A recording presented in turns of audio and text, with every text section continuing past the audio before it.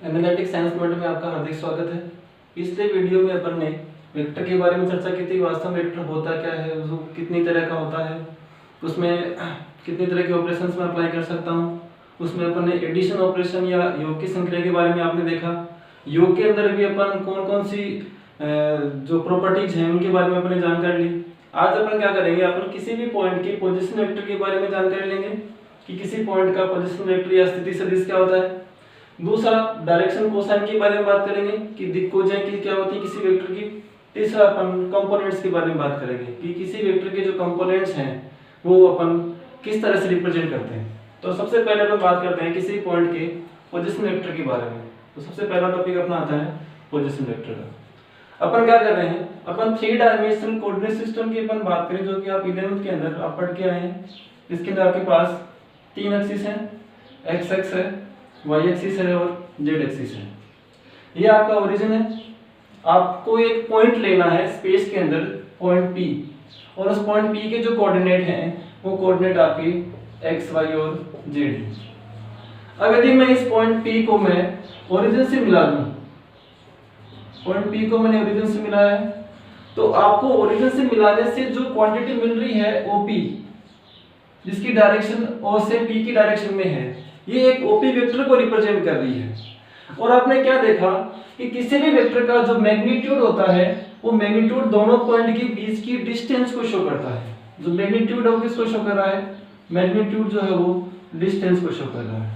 अब यदि मैं कोई भी दो पॉइंट के बीच की डिस्टेंस का फॉर्मूला मैं यहाँ पे अप्लाई करूं तो आपको मिलेगा क्या, यदि इस ओरिजिन की कोऑर्डिनेट अपन 0 0 0 लें या मूल बिंदु के निर्देशांक 0 0 0, पॉइंट P के निर्देशांक x y z, तो दोनों पॉइंट के बीच का यदि मैं डिस्टेंस फॉर्मूला में अप्लाई करूं तो O से P का जो मैग्नीट्यूड मिलेगा आपको, वो मैग्नीट्यूड आपको इस फॉर्म में आएगा, under root of x minus 0 का होल स्क्वायर, y माइनस 0 का whole square and z minus 0 का होल स्क्वायर।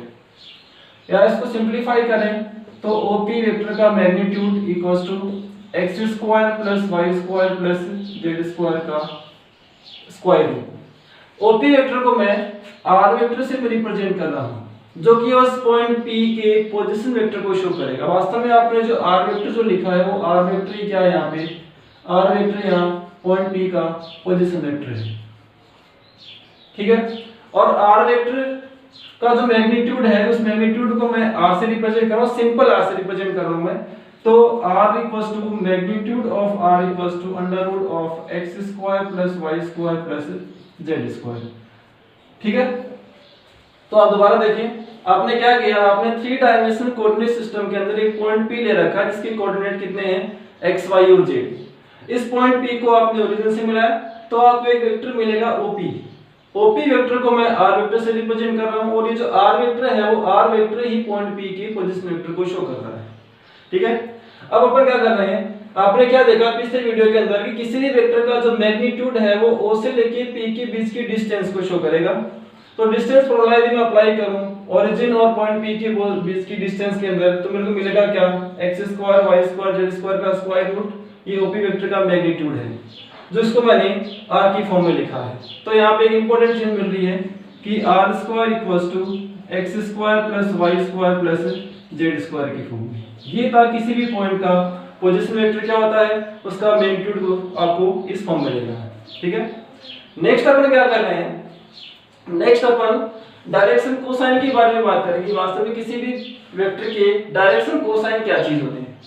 तो अपन ने क्या किया है, अपन ने इसी डायग्राम के अंदर अपन मैं क्या कर रहा हूं, इस पॉइंट P का x एक्सिस के साथ में या उस पॉइंट P को यदि आप ओरिजिन से मिला रहे हैं तो इस OP लाइन या OP वेक्टर का जो एंगल बनेगा x के साथ में, उस एंगल को आप क्या नाम दे रहे हैं, अल्फा नाम दे रहे हैं।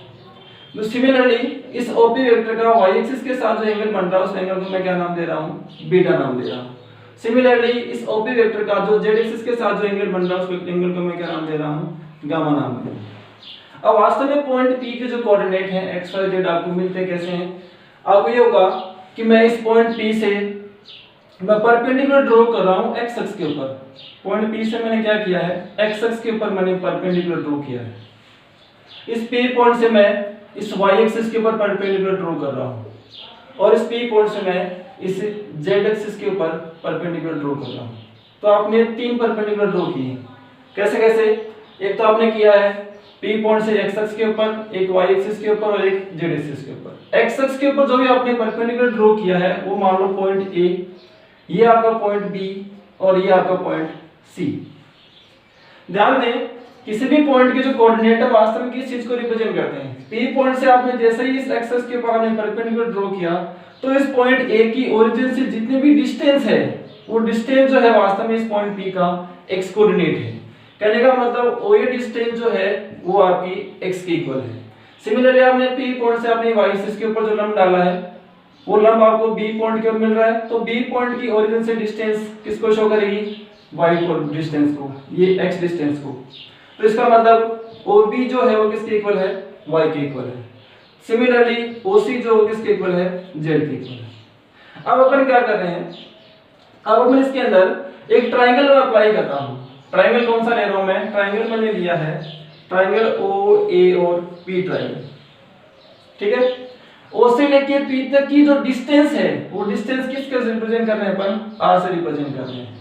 तो आपके पास ट्रायंगल कुछ ये बनेगा, ये आपका पॉइंट P है, ये आपका पॉइंट A है और ये आपका ओरिजिन है।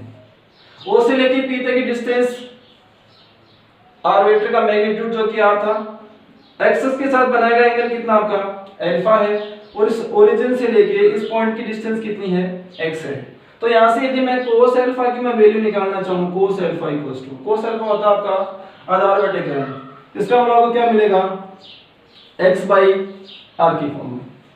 सिमिलरली मैं दूसरा ट्रायंगल में यूज करूं, ट्रायंगल मेरे पास होगा OB और P ट्रायंगल, OB और P ट्रायंगल। इस OB और P ट्रायंगल के अंदर सेम केस में यूज करता हूं और मैं cos बीटा की वैल्यू निकालता हूं। तो cos बीटा मेरे को क्या मिलेगा? वहां से मेरे को मिलेगा y अपॉन r की फॉर्म।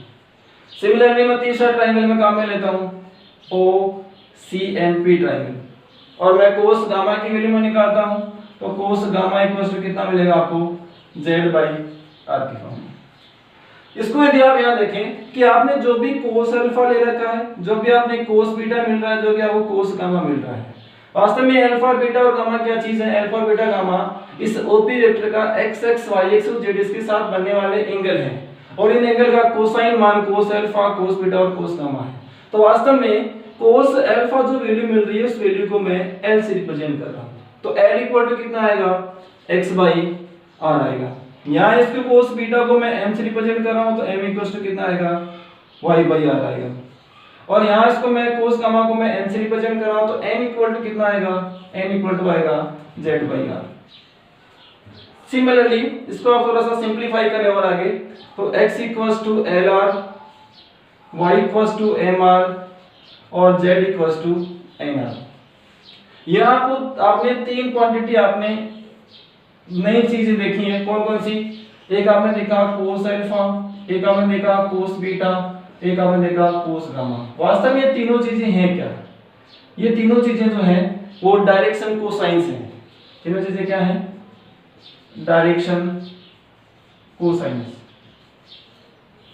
इनको मैं या हिंदी में आप इसको कहेंगे दिक हो जाए, दिक हो जाए। ठीक है, तो आप क्या समझेंगे? cos अल्फा जहां भी l लिखा हुआ इसका मतलब ये cos अल्फा, m लिखा मतलब ये cos बीटा, m का मतलब cos गामा और lmn जहां पे लिखा इसका मतलब वो क्या है? डायरेक्शन कोसाइंस है। अब आपको याद ये देखना है कि वास्तव में lmn के अंदर मैं कोई रिलेशन डिफाइन करना चाहूं तो मैं वो किस तरह से मैं डिफाइन कर सकता हूं, रिलेशन मेरे को मिलता क्या है। तो नेक्स्ट अपना जो आर्टिकल होगा इसी के अंदर वो होगा रिलेशन बिटवीन डायरेक्शन कोसाइंस या relation of direction cosines. Next कौन सा आपका? Relation of direction cosines. ठीक है, मैं क्या कर रहा हूं? मैं इस इक्वेशन नंबर फर्स्ट का मैं यूज कर रहा हूं x की वैल्यू का, y की वैल्यू का और z की वैल्यू का, जो भी आपको वैल्यूज मिल रही हैं वो मैं इक्वेशन नंबर फर्स्ट के अंदर मैं पुट अप कर रहा हूं। तो मेरे को रिजल्ट कुछ ये मिलेगा, r square equals to l square r square, m square r square और n स्क्वायर r स्क्वायर। आगे से इसको सिंपलीफाई करें तो r स्क्वायर यहाँ पे कॉमन आएगा, अंदर बचेगा l square plus m square plus n square की फॉर्म में, जो कि किसके इक्वल है? r स्क्वायर के इक्वल।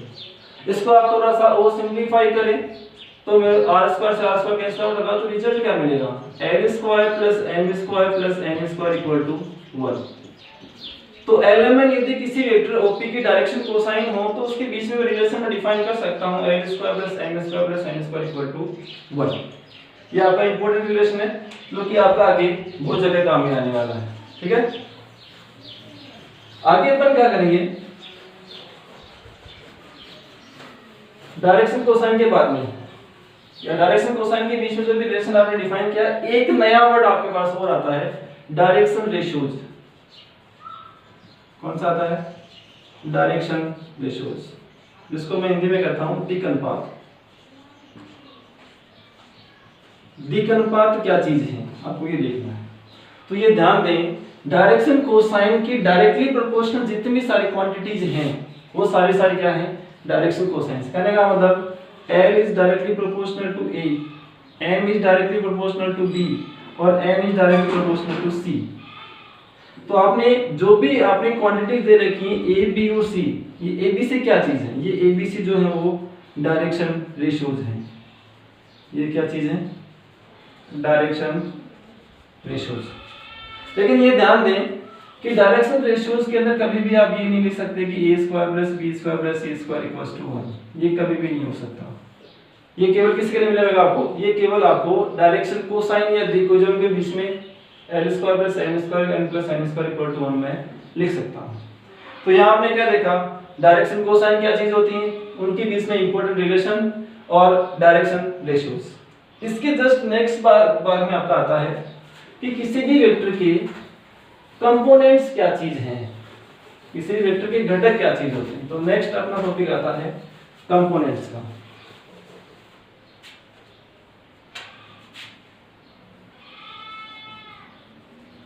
कंपोनेंट्स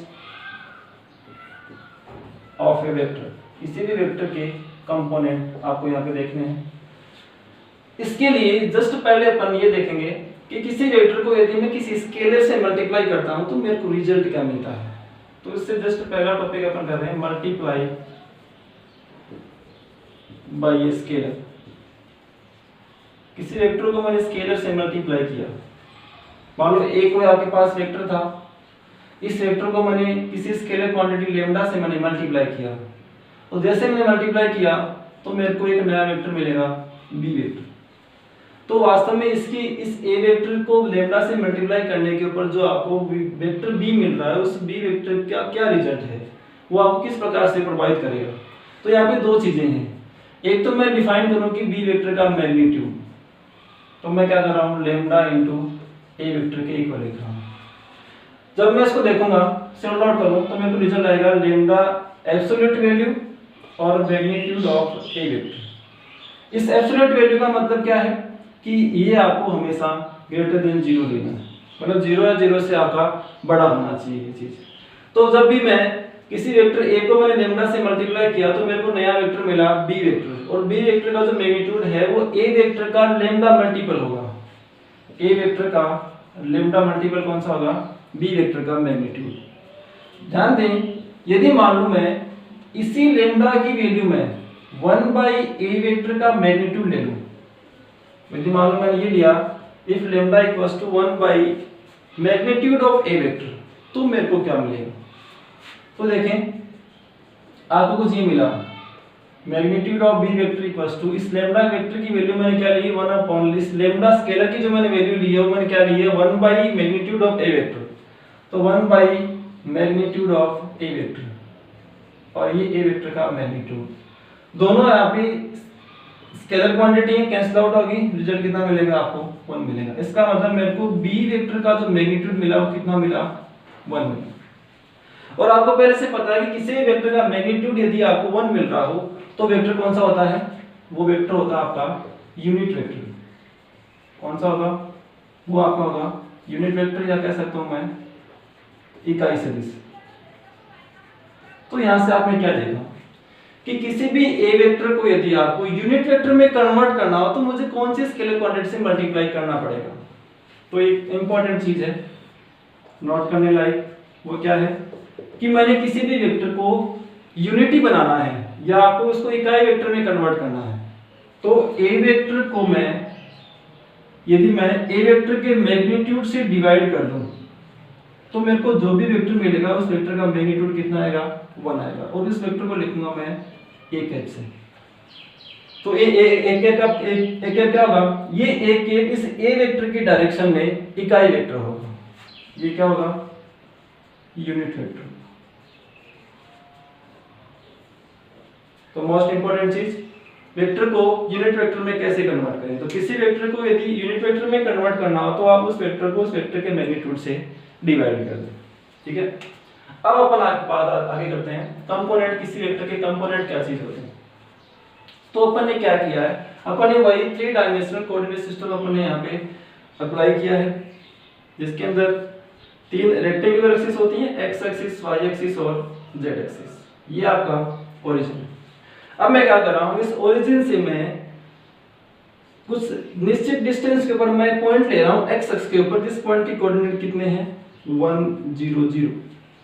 वाई एक्सिस के ऊपर मैंने पॉइंट लिया है बी, इस बी पॉइंट के कोऑर्डिनेट कितने हैं 0 1 0। और जेड एक्सिस के ऊपर मैंने पॉइंट लिया है सी, इस सी पॉइंट के कोऑर्डिनेट कितने हैं 0 0 और 1।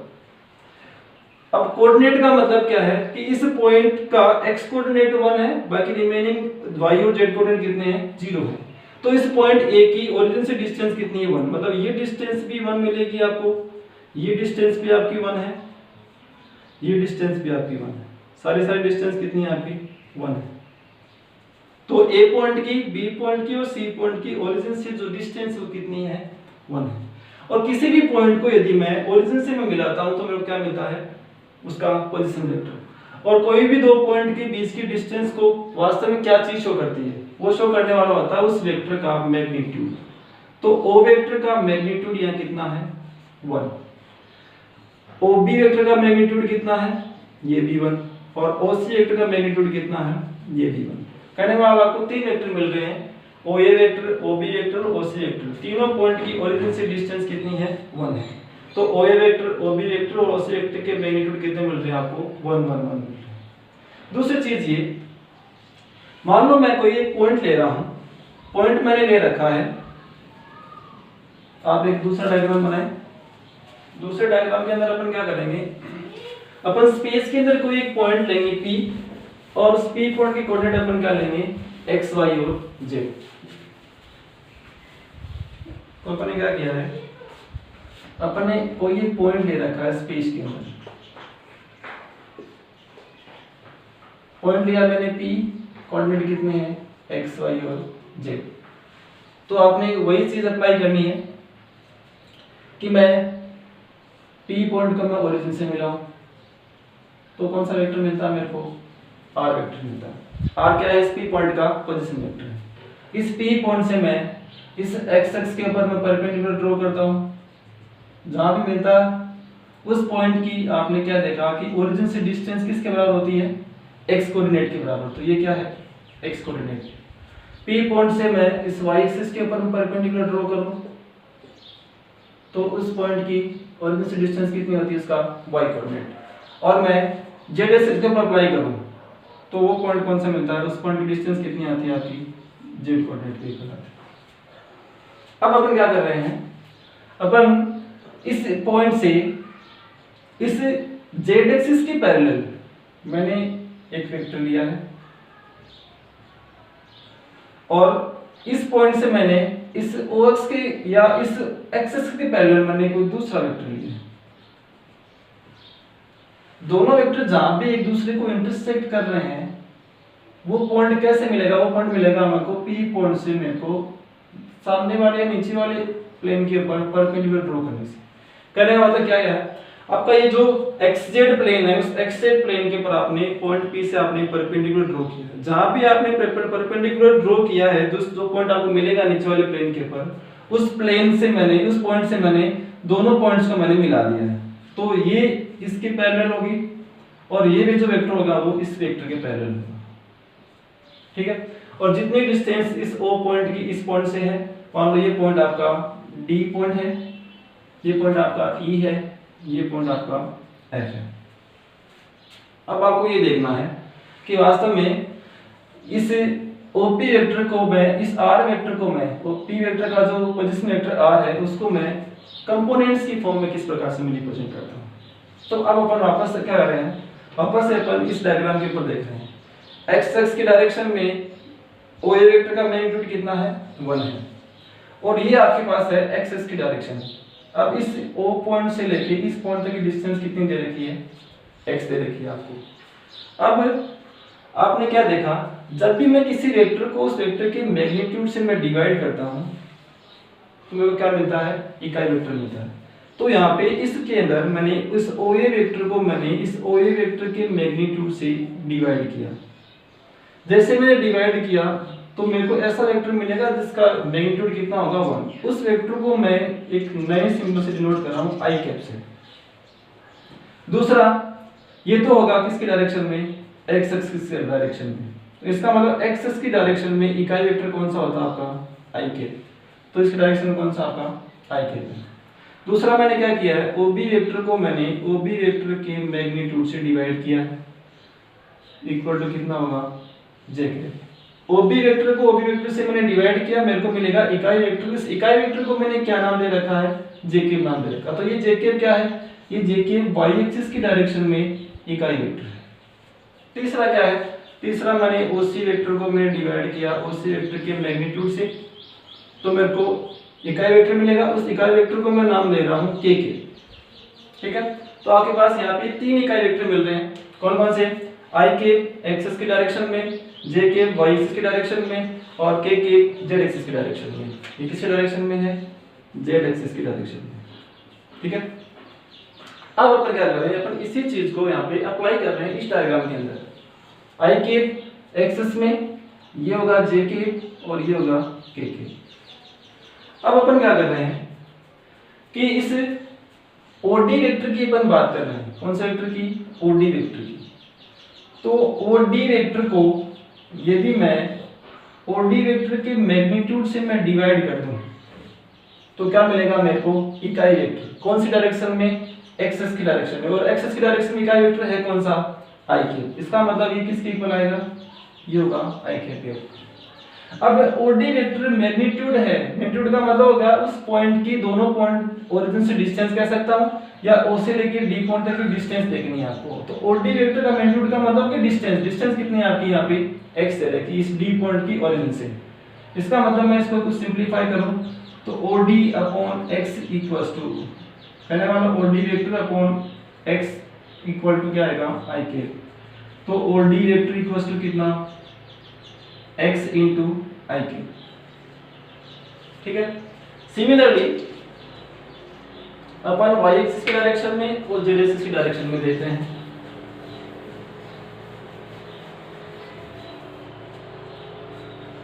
ये पॉइंट आपका मान लो E दे रखा है, तो OE वेक्टर को जब मैंने डिवाइड किया OE वेक्टर के मैग्नीट्यूड से, तो आपको क्या मिलेगा, इकाई वेक्टर। कौन सी डायरेक्शन में, y एक्सिस की डायरेक्शन में, और है कौन सा, jk।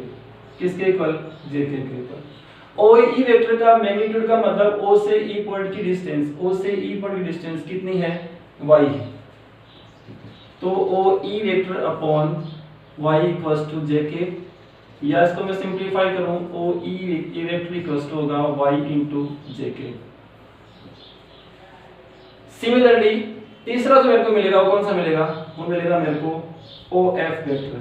OF vector equals to कितना आएगा, z इनटू kk पाई।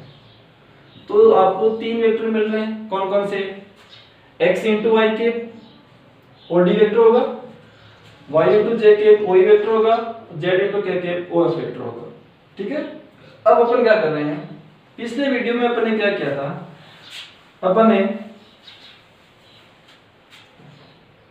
तीसरी वीडियो में अपने क्या किया था, अपने कोई भी वेक्टर का एडिशन के अपने रूल पढ़े थे। उसके अंदर अपना मोस्ट इंपोर्टेंट रूल था triangular rule of addition of vectors. किसी भी कोई भी दो वेक्टर या कोई भी दो वेक्टर का जब मैं ऐड करता हूं, मैं कौन से रूल को फॉलो करता हूं, मैं करता हूं त्रिभुज नियम को मैं फॉलो करवाता हूं। तो यहाँ पे मैं क्या देख रहा हूं, आपके पास इस पॉइंट को आपने मान लो G नाम दे रखा है, उस G पॉइंट को मैंने ओरिजिन से मिला दिया, तो आपको नया वेक्टर मिलेगा कौन सा, OG वेक्टर। अब आप देखो, इस ओडी वेक्टर कौन सा है? ओडी वेक्टर आपका है एक्स आई के। ओ एफ वेक्टर कौन सा है? जेड इंटू के कैप। मतलब ये ओ एफ वेक्टर और ये डी जी वेक्टर, ये कौन सा होगा आपका? जेड इंटू के कैप होगा। दूसरी चीज, जितनी डिस्टेंस ओ पॉइंट की ई से है उतनी डिस्टेंस पी पॉइंट की जी से है। मतलब ये इस प्लेन की बात करें तो इस प्लेन की में ई पॉइंट की ओ से डिस्टेंस और इस पी पॉइंट की जी से डिस्टेंस दोनों इक्वल भी हैं और दोनों पैरेलल भी हैं। इसका मतलब जो वेक्टर आपका ओ ई है वही वेक्टर कौन सा? आपका पी जी वेक्टर है। तो यदि मैं इन दोनों पे अपन अप्लाई करते हैं, एक तो मैं लगा रहा हूं ओडी वेक्टर, ओडी वेक्टर को मैंने ऐड किया है किसके अंदर? मैंने डी जी वेक्टर के अंदर। और D vector plus D G vector मतलब एक्स आई के प्लस जेड के वेक्टर। एक्स आई के प्लस जेड के वेक्टर मिलेगा मेरे को ये, और ये वेक्टर किसके इक्वल आएगा? ये आएगा आपका ओ जी वेक्टर के इक्वल। ट्रायंगल लॉ का मैं फॉलो कर रहा हूं तो ये कौन सा मिला मेरे को? ओ जी वेक्टर। ये आपकी कौन सी है? Equation number first. नेक्स्ट अपन क्या कर रहे हैं? मैं ओ जी वेक्टर और मैं इस जीपी वेक्टर को मैं ऐड कर रहा हूं। ओ जी वेक्टर और कौन सा? GP vector. और जीपी वेक्टर वास्तव में किसके इक्वल है? ये है इस ओ ई वेक्टर के इक्वल। तो ओ ई वेक्टर है कौन सा? y इंटू जेके। तो नेक्स्ट जो आपका रिजल्ट आएगा वो कौन सा आएगा? नेक्स्ट मैंने ओ जी वेक्टर के अंदर मैंने ऐड कर रखा है कौन सा? GP vector. O G vector है कौन सा? ओ जी वेक्टर आपको मिला है इक्वेशन नंबर फर्स्ट का, अगर मैं यूज करूंगा तो एक्स आई के प्लस जेड के। हमें इस वेक्टर के अंदर आपने ऐड किया कौन सा वेक्टर? GP vector. जीपी कितना? y इंटू जे। तो ये आएगा y इंटू जे के। और इस दोनों वेक्टर का रिजल्टेंट वेक्टर कौन सा होगा? O G vector plus GP vector equals to कौन सा होगा? OP vector. तो ये पूरी क्वांटिटी जो है वो किसके इक्वल है? ओपी वेक्टर के इक्वल है। और ओपी क्या है? ओपी पी वेक्टर का पोजीशन वेक्टर है, जिसको मैं किससे लिख रहा हूं? आर से लिख रहा हूं। तो मेरे को रिजल्ट कितना मिलेगा? R vector equals to X I के प्लस वाई जे के प्लस जेड के। ये क्या मिला? ये मेरे को पी पॉइंट का पोजीशन वेक्टर आर मिला, जहां पे एक्स क्या चीज है? एक्स इस पोजीशन वेक्टर या पी पॉइंट या ओपी वेक्टर का कंपोनेंट है। किसकी डायरेक्शन में? एक्स डायरेक्शन में। ये वाई डायरेक्शन में और ये कौन सी डायरेक्शन में है? जेड डायरेक्शन में। तो अपन ने क्या देखा? जब भी मैं किसी पॉइंट को मैं रिप्रेजेंट कर रहा हूं, पॉइंट पी को मैंने लिखा तो पॉइंट पी का पोजीशन वेक्टर कौन सा होगा? आर होगा। यदि पॉइंट पी के कोऑर्डिनेट कितने हैं? एक्स वाई जेड हैं, तो उस पॉइंट पी का पोजीशन वेक्टर किस फॉर्म में लिखा जाएगा? एक्स आई के प्लस वाई जे के प्लस जेड के की फॉर्म में, जहां एक्स वाई और जेड क्या चीज है? ये कंपोनेंट्स हैं इस वेक्टर के। क्या चीज है? वेक्टर के कंपोनेंट्स। ठीक है। तो यहाँ पे आपने किसी पॉइंट के कोऑर्डिनेट से रिलेटेड आपने उसके कंपोनेंट्स देखे एक्स वाई और जेड डायरेक्शन के अंदर। ठीक है। और तीन चीज आपने नहीं देखी यहाँ पे। कौन कौन सी देखी? एक आपने देखा आई केप, एक देखा आपने जे केप, एक देखा आपने के केप। आई केप और जे केप के केप क्या है? ये एक्स डायरेक्शन में, ये वाई डायरेक्शन में और ये जेड डायरेक्शन में। कौन कौन से हैं ये यूनिट वेक्टर्स हैं। क्या है? Unit vectors along x direction, y direction and z direction. ठीक है। आज अपन इतना ही करेंगे। नेक्स्ट वीडियो के अंदर अपन आगे इस वेक्टर के रिलेटेड जितने भी सारे टॉपिक्स हैं वो सारे टॉपिक्स हम डिस्कस करेंगे। That's all.